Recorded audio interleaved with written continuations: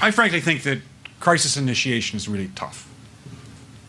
And it's very hard for me to see how the United States president can get us to war with Iran.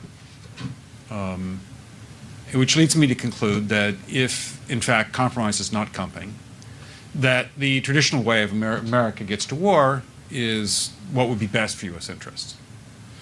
Some people might think that Mr. Roosevelt wanted to get us into World War II, as David mentioned. You may recall we had to wait for Pearl Harbor. Some people might think Mr. Wilson wanted to get us into World War I. You may recall he had to wait for the Lusitania episode. Some people might think that Mr. Johnson wanted to send troops to Vietnam. You may recall he had to wait for the Gulf of Tonkin episode. We didn't go to war with Spain until the until the Maine exploded. And may I point out that Mr. Lincoln did not feel he could call out the Federal Army until Fort Sumter was attacked, which is why he ordered the commander at Fort Sumter to do exactly that thing which the South Carolinians had said would cause an attack. So if, in fact, the Iranians aren't going to compromise, it would be best if somebody else started the war.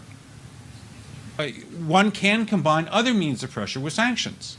I mentioned that explosion on August 17th. We could step up the pressure.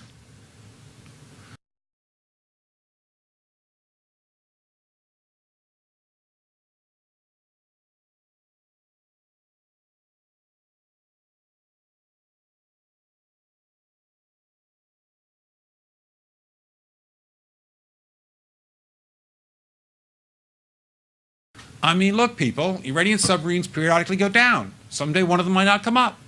Who would know why? We can do a variety of things if we wish to increase the pressure. I'm not advocating that, but I'm just suggesting that this is not a either-or proposition of, it's just sanctions has to succeed or other things. We are in the game of using covert means against the Iranians.